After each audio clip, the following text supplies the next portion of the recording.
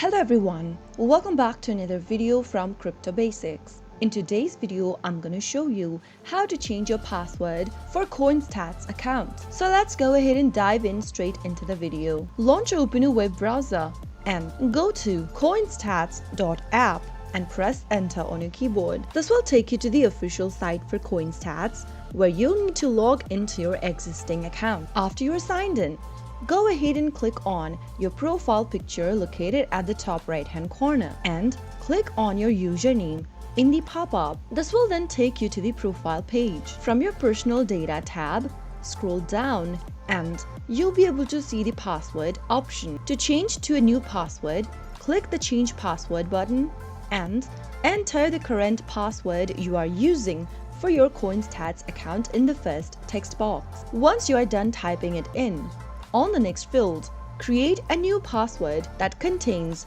these criteria displayed right above. After meeting those criteria and creating a new password, click the Save button and you will be able to change your password. Next time you log into your wallet, make sure to enter this new password that you just changed to. So that is how you can easily change your password or update your password on CoinStats.